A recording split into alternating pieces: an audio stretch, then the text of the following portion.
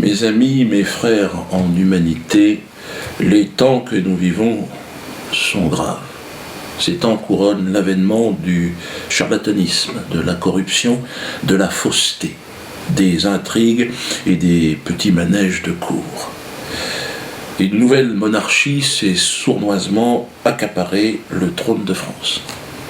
Vulgaire, médiocre, prétentieuse, sans génie et sans dignité, elle monopolise la parole et organise la censure de la pensée. Sans pour autant l'assumer d'ailleurs. Regardez Valls, ce pauvre ami, regardez-le, regardez-le. Si c'était à refaire, je le referais pas, je le referais pas, je le referais pas. C'est-à-dire que le cerveau ne suit plus. Le mec, il sait plus. Il sait plus. Si c'était à refaire, je le referais pas. Regardez-le encore une fois, regardez. Si c'était à refaire, je le referais pas, papa. Mais ferme ta gueule définitivement, putain. El Blancos. Il n'y a pas assez de Blancos ici sur ce bar, il n'y en a pas. Alors comme ça, t'es tranquille, pas de Blancos. Alors, allons-nous nous laisser, mes amis, privés, allons-nous nous laisser priver sans réagir de cette ultime et indispensable liberté de penser. Pour mieux nous tromper, ces nouveaux monarques pleurnichards, sans grande imagination, comptent encore et toujours, évidemment, sur les médias d'État à leurs bottes. Presse, radio, télévision, ils ont fait de moi, d'Alain Soral et de quelques autres, je ne vais pas tous les citer, les épouvantails de la République. Mais cela en vain, car l'Internet marque la fin du règne des médias dominants. J'en parle avec d'autant plus d'amusement qu'ils me sollicitent nuit et jour, ces médias, pour les aider à faire un petit peu d'audimat, parce que ça devient difficile. Il y a Jean-Jacques Bourdin, tiens, regardez-le Jean-Jacques. J'aime bien Jean-Jacques, mais il fait le con aussi, regardez-le. Moi je l'ai invité, Dieudonné. Je l'ai invité à venir face à moi le matin. Il ne répond pas. Vous savez pourquoi il ne répond pas? Jamais. Parce qu'il est dans l'ambiguïté en permanence. Oui. Il cultive l'ambiguïté. Tu vois Jean-Jacques, tu m'invites et je peux pas venir, mais bon, faudrait peut-être te renseigner. Si j'ai refusé ton invitation, c'est sûrement et simplement parce que j'ai trop de travail, j'ai trop de boulot. Je joue 2 fois, voire 3 fois par soir au Théâtre de la Main d'Or.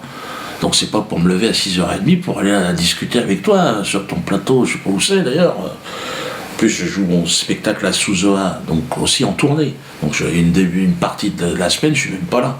D'ailleurs je serai à Avignon, le 21, notez-le. De toute façon c'est complet Avignon, malheureusement 5000 places, c'est déjà fini. Et Toulouse, il reste de la place à Toulouse, donc n'hésitez pas à Toulouse. Je sais qu'il y a des manifestations qui s'organisent, si vous voulez me parler à Toulouse, on peut organiser un débat. Bon, je sais que vous ne voulez pas débattre avec moi, mais enfin je vous précise. Biarritz, le 14 mars, est annulé, parce qu'ils ont des problèmes de plancher. Apparemment il y a des souris qui ont mangé... Bon, ce qui est bizarre, c'est que juste avant, ils ont un spectacle de danse du Bolchoï. 180, je crois, sur scène, ça tient. Mais le lendemain, pour moi, alors bon, on va voir, le tribunal va nous dire. Donc tous les gens de Biarritz, rendez-vous à Pau le 13 mars, c'est une journée avant.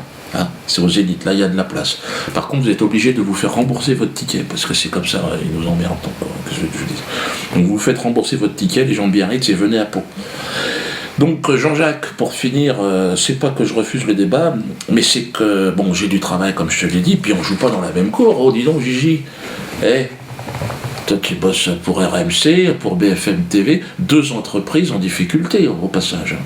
Ouais, ça marche pas du tout, t'as vu les audimètres que vous faites, c'est de la merde, non ?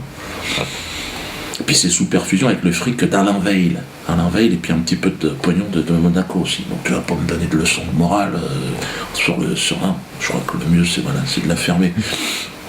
Non, mais c'est complètement foireux. Alain Veil, d'ailleurs, ton patron, Jean-Jacques Bourdin, ton patron, il a dit l'information est un produit marketing comme les autres. Donc toi, tu es un produit pour lui. Donc, et c'est vrai que c'est un produit. Donc aujourd'hui, les gens, ils vont sur Internet parce qu'il y a tous les produits, c'est gratoche. Puis ils ont plus envie de s'emmerder avec ta publicité. Toi, vous donnez du fric. Les gens en ont marre de vous, Jean-Jacques. Donc, moi, ce que je te propose, Jean-Jacques, à ce moment-là, c'est que tu viennes ici, dans mon bureau. Là, je peux te laisser un petit espace. Parce que tu sais que cette vidéo fera plus de démat que n'importe laquelle de tes émissions. Même quand tu invites le président je sais pas quoi, d'Israël, ou d'autres, enfin, peu importe. Mais ici, tu es sûr que si tu as un truc à vendre, si tu veux te changer de carrière et faire un truc sur Internet, et que tu n'es pas de patron, ben tu viens ici, tu peux lancer ton truc. Moi, je suis prêt à discuter avec toi. Mais c'est normal que ce soit toi qui viennes, hein, parce que c'est logique que je joue à domicile, puisque c'est moi le plus performant. Hein, dans une société normale, c'est comme ça que ça se passe. Hein. Donc il y a un petit coup de pouce que je peux te donner. Donc combien de temps réfléchis, c'est une invitation, mais elle est limitée dans le temps. Alors pareil, Caroline Fourest, elle me traite de tous les noms, homophobe, antisémite. Bon, bien sûr, je suis quasiment devenu une sorte de numéro 1 dans la matière. Hein. Il me manque plus que cannibale, pédophile, islamiste, chrétien. Donc je t'invite aussi, Caroline, hein, si tu as un bouquin à vendre, bah, tu viens là, et puis ça sera plus vu que toutes tes émissions de toute façon. Pareil. Puis les gens sont attendus. Alors je suis pas sûr que ce soit exactement ton cœur de cible, hein, le public visé, mais bon, en tout cas on garantit ta sécurité, hein, ici.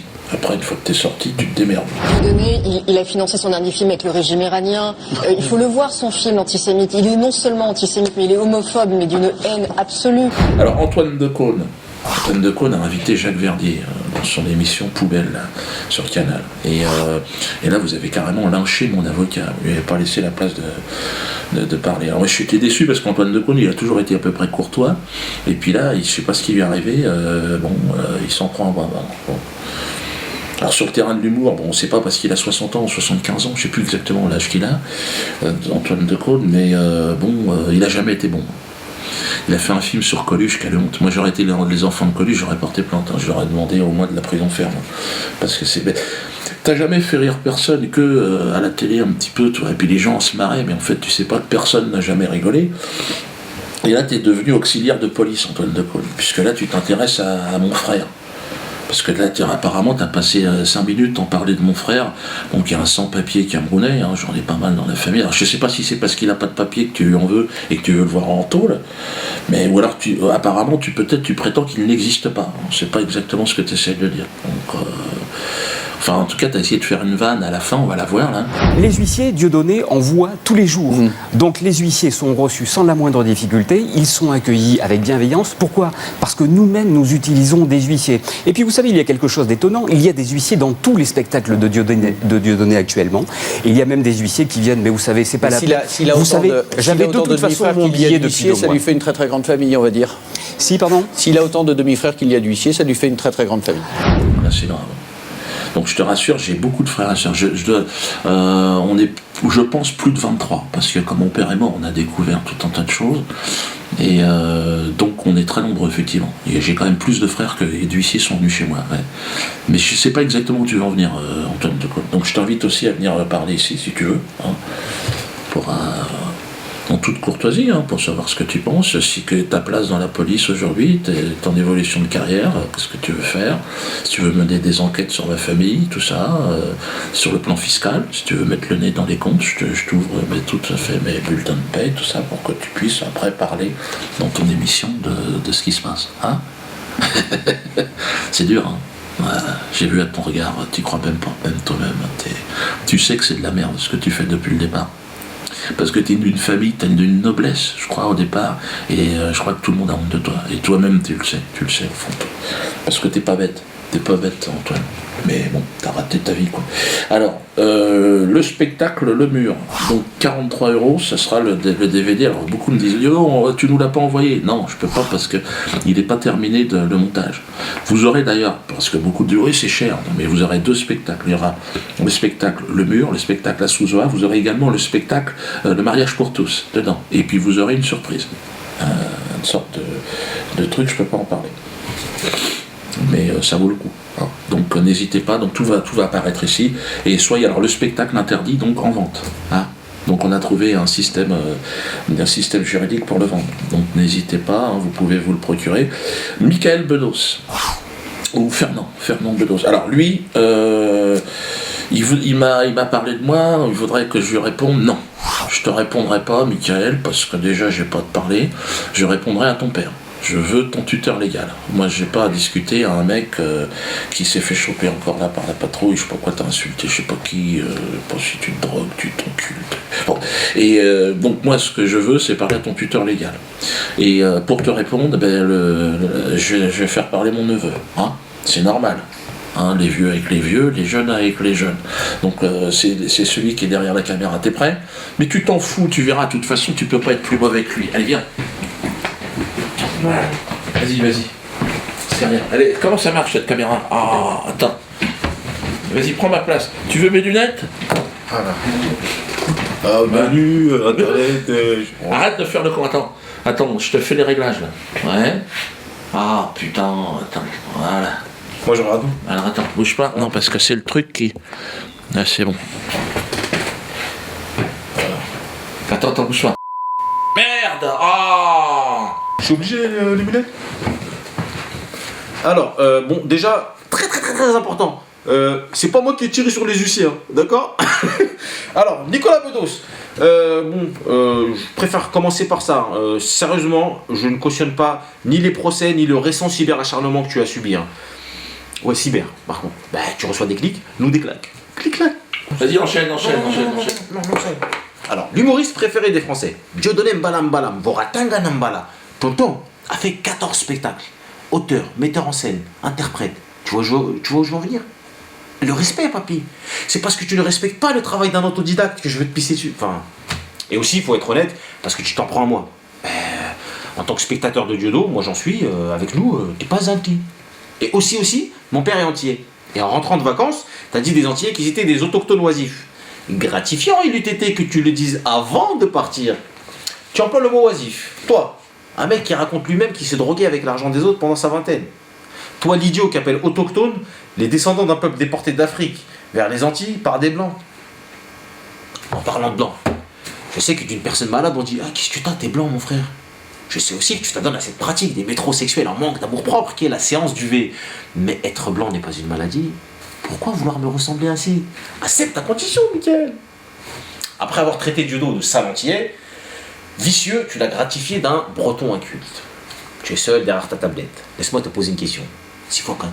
Tu ne sais pas. J'ai des potes dans la restauration. Apparemment, une addition sur deux, il se prend une quenelle. Ça reste à vérifier. Donc les gars, quand vous le croisez, n'hésitez pas. Sifocat. Bon, pas la table de 8. Et je crois qu'il va serrer. Moi, c'est vrai, je ne sais pas compter. Mais ceci, comme tu le sais, est la résultante de la médiocrité de notre système éducatif. Hein. Oui, j'ai grandi en cité. Pas lui. Mais tout le monde n'a pas la chance de grandir avec une cuillère en argent dans le cul. Cela dit, je connais quand même un peu des petites choses et je sais que la liberté d'expression est un des fondements de la démocratie. Ça, j'ai compris. Et les spectateurs de Diodo aussi, ils ont compris ça. Et je suis déçu quand même que dans cette boîte de crayons de couleur, tu aies choisi le plus petit crayon. Tu vois, le mec de cité, rongé par l'usure. Tu l'as singé. Voilà. Bon, à la fois, quand on a sa version de votre relation, moi je te comprends. Bedos! Non mais c'est une gonzesse mon frère. Là quand je vois Bedos, ses manières, moi je bande. Non, c'est pas gay quand je baisse Bedos. Non, il est la femme. Il est sage. Viens ici, fous ta gueule. Mets le string, va là-bas. Il est sage. Non, par contre, il est pas sage quand il fait qu'on crache à la télé là. Ça c'est pas bien, fils de mon frère. Oui, bien sûr, on a craché dessus, tout le monde. Mais pas avec la bouche. Dans ma cité, à Clichy-sur-Terre, Bedos, nous on l'appelle, c'est Michaela. Et me voilà. Michaela, j'aime bien que les femmes blanches aient fait les tresses africaines. Là. Fais ça, s'il te plaît, ça me donne chaud, t'as vu?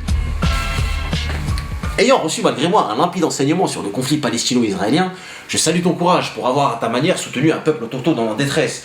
Venant d'un bankable fashion vaurien du PAF, il fallait en avoir.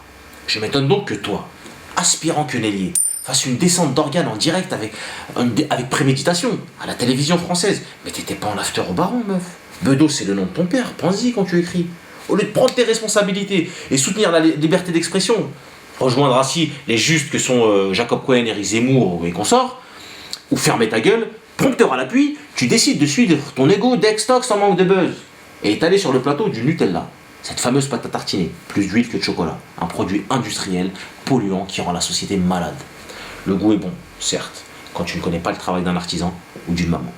Bref, je te prends en débat quand tu veux, parce que le patron, il est du travail, un Europe 1, oublie ça. PS, petite salope. Ah, comme c'est bon de rire, merde. Quand tu veux, je te mets la misère, aux échecs, au billard ou à la boxe. Tu remarqueras que j'ai choisi des sports nobles. En effet, pour un gosse de riche se faire fesser par un prolo devrait certainement pimenter le boudin entier que tu vas te prendre.